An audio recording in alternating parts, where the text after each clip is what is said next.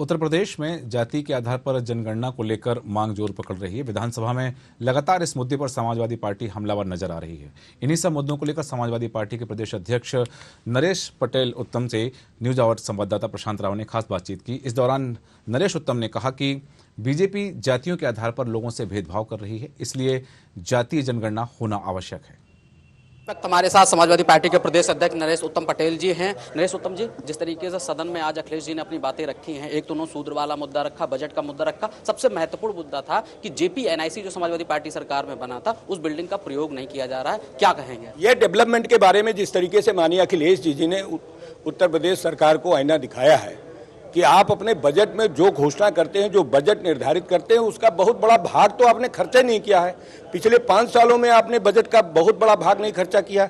दूसरी सरकार में भी आपने पिछले वर्ष का जो वित्तीय वर्ष था उसमें बहुत बड़ा भाग नहीं खर्चा किए, तो प्रदेश कैसे विकास के रास्ते पर जाएगा, कैसे विकास आगे बढ़ेगा? एक चीज और है, प्रदेश की जहां बात चल रही है वह जाति जनगणना की भी बात चली है। अखिलेश जी ने खुद कहा कि शूद्र का जवाब दे मुख्यमंत्री कि शूद्र क्या होता है। उन्होंने जिक्र किया कि वो एक देव स्थान पर गए थे, जहां हवन था, वहां उनके साथ दुर्व्यवहार किया गया, भारतीय जनता पार्टी के लोगों ने उनका विरोध किया, क्या कहेंगे? देखिए, आज ये डेमोक्रेटिक राज्य है, देश है, और इस देश में भारत का संविधान है। संविधान के बावजूद यहाँ पर जातियों के आधार पर अपमान हो रहा है। जातियों के आधार पर लोगों को अपमान भरी भाषाएं बोली जा रही है। ये बीजेपी के लोग करते हैं। इनको सबक सीखना चाहिए कि हमको कॉन्स्टिट्यूशन के आधार पर चलाना है।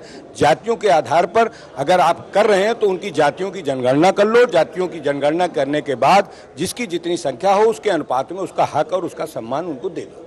अभी जो प्रयागराज में हत्याकांड हुआ उसमें समाजवादी पार्टी के अध्यक्ष अखिलेश यादव की एक फोटो लगाई जा रही थी, तुरंत एक फोटो भारतीय जनता पार्टी के पूर्व विधायक भी जो सदाकत खान है उसमें आरोपी, उसका उस पर क्या कहेंगे? देखिए, जिस तरीके से प्रदेश में अराजकता है, जिस तरीके से प्रदेश में कानून व्यवस्था ध्वस्त है, इससे बड़ा दुर्भाग्य नहीं हो सकता है कि भारतीय जनता पार्टी कानून व्यवस्था पर पूरी तरीके से फेल है।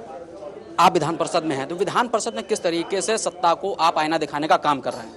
देखिए, विधान परिषद में लगातार विकास की योजनाओं के बारे में, सरकार द्वारा की गई घोषणाओं के बारे में, 5 साल पिछले और इस साल कि किसानों की आय में कोई इजाफा नहीं हो रहा है, महंगाई बढ़ रही है, बेरोजगारी बढ़ रही है, भ्रष्टाचार बढ़ रहा है, नौजवानों को रोजगार नहीं मिल रहा है, और पिछड़े वर्गों को जो अनुमन्य आरक्षण है उनके आरक्षण पर जो है डकैती पड़ रही है। इन बातों पर हम लोग सदन के अंदर अपनी बात रख रहे हैं।